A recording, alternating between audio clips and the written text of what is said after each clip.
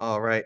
What is up, traders? What's up, tycoons? Super excited for today's video. We're going to go over the market and take a look at a few key things, all right, that are really interesting and what the bear thesis is right now. A lot of people are saying that we are still in this boom bust, okay, where we had this big boom and we're potentially due for a really large bust, okay?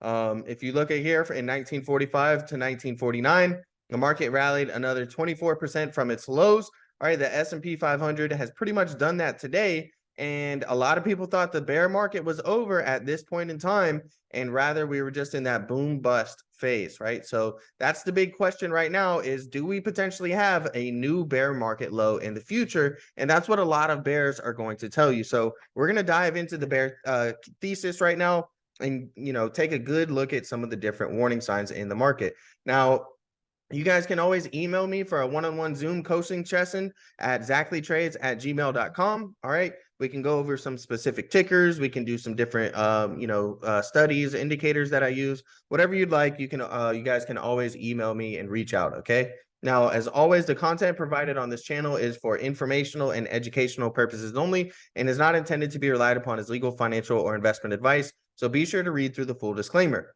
Now, today's video is sponsored by Simply Wall Street. There's a really great platform. Okay, they have a great website or a great app. All right, you can get a 14-day free trial and up to 40% off if you guys use that link in the description or the pinned comment down below. Now, TLT has been a leading indicator for the market really since before the bear market even began. Okay, if we take a look at the peaks of the S&P 500 that we had in late 2021, all right, and we go ahead and we take a look at TLT right in through this time period right here. All right, we have ES, which is the S&P 500 futures, and we have TLT here in red.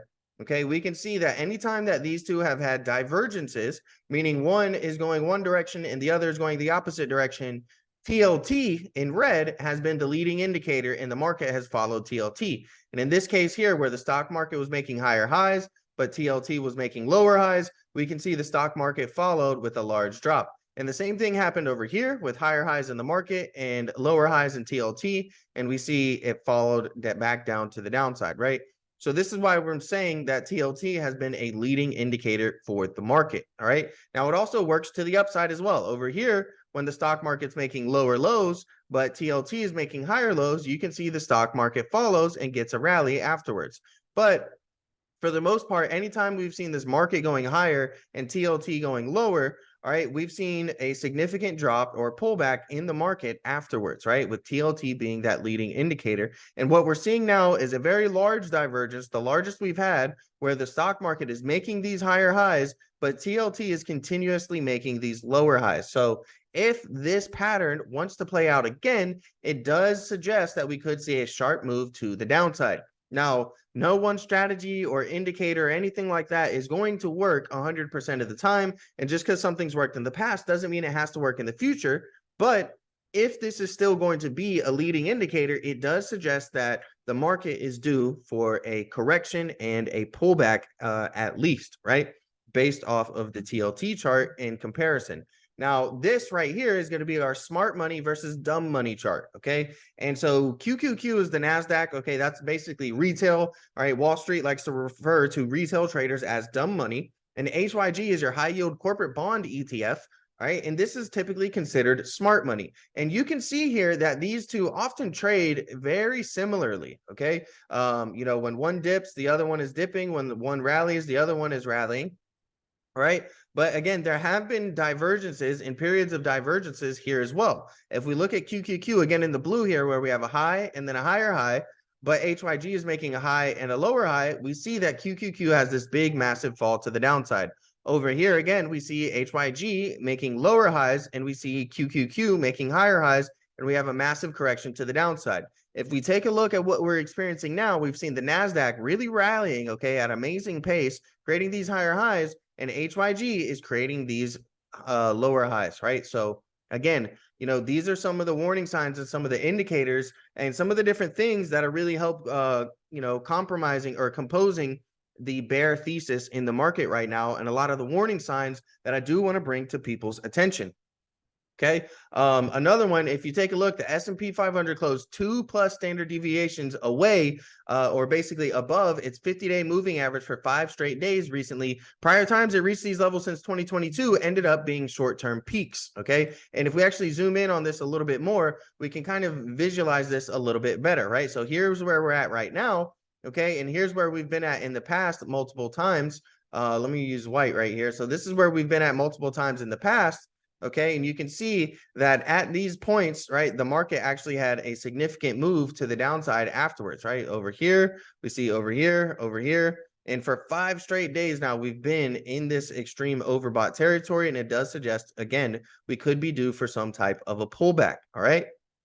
Now, this is another one here, basically suggesting that, it's all been driven by call options. Okay, so call options are going to be this red line here, and then we have the actual price of the S&P 500 in this black dotted line. All right, and so to make this a little bit clearer for you guys, so you can see, once the call volume exceeds up to this really, really high level here, all right, we've seen significant moves in the black dotted line to the downside. Again, that's the S&P 500, right?